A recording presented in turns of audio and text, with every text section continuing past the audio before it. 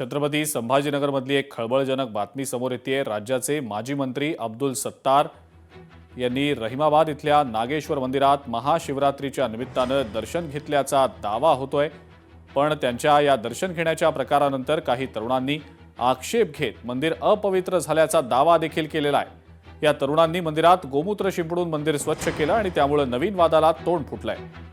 हा व्हिडिओ सध्या व्हायरल झाला असून लोकशाही मराठी या व्हिडिओची पुष्टी करत नाही। हा व्हिडिओ नेमका केव्हाचा आहे, तो कालचाच आहे की कधी आधीचा आहे, याबद्दलची कोणतीही ठोस माहिती समोर आलेली नाही। मात्र या सगळ्या प्रकारानंतर आता तुषार भोसले यांनी अब्दुल सत्तार यांच्यावर टीका केलेली आहे। अब्दुल सत्तारांनी हिंदू धर्मात प्रवेश केलाय का? आणि नसेल तर मग त्यांनी बाहेरून दर्शन घ्यायला हवं होतं।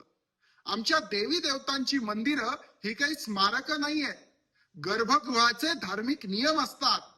त्याच्यामुळे राजकीय फायद्यासाठी आमच्या धर्माचे नियम मोडू नका। आणि जर तुम्हाला खूपच इच्छा असेल तर हिंदू धर्मात प्रवेश करा आणि मग खुशाल देवी देवतांचे आशीर्वाद घ्या। मंदिर असो, मस्जिद असो, हे सगळे सार्वजनिक ठिकाण आहे। तुषार कोण शंकराचार्य लागून गेला का? एखादा जर मुस्लिम माणूस मंदिरात येऊन जर देवाचं दर्शन करत असेल त्याचं स्वागत करावं, त्याला का विरोध करावा? त्यामुळे ही भारतीय जनता पार्टी संकुचित धर्माला संकुचित बनवणार आहे। हिंदू धर्म हा व्यापक आहे। हिंदू धर्म काय सांगतो, अवघे विश्वाचे माझे घर म्हणणारा हिंदू धर्म आहे, लक्षात घ्या। आणि त्याच्यामुळे हा मंदिरात आला म्हणून हिंदू व्हा आणि हा मस्जिद मध्ये जाणार म्हणून मुसलमान व्हा, या विचाराला आमचं समर्थन मिळतं।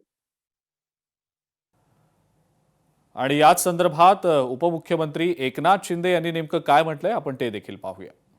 खरं म्हणजे अब्दुल सत्तार काय, साबिर शेख काय, हे सगळे आमच्या मंत्रिमंडळात देखील होते।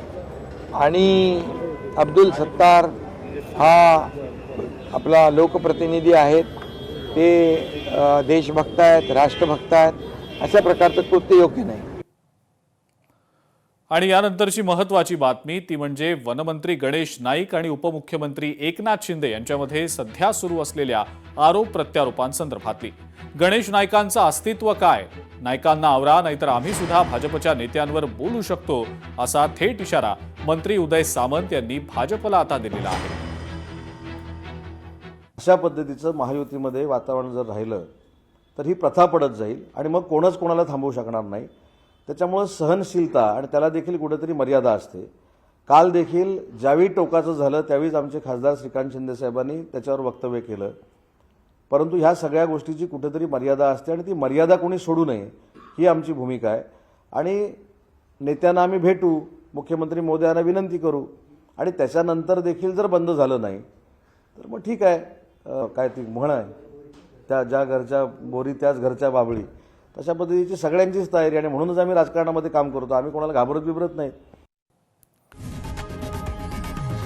लोकशाही मराठी ऐका, पहा, जागरूक रहा।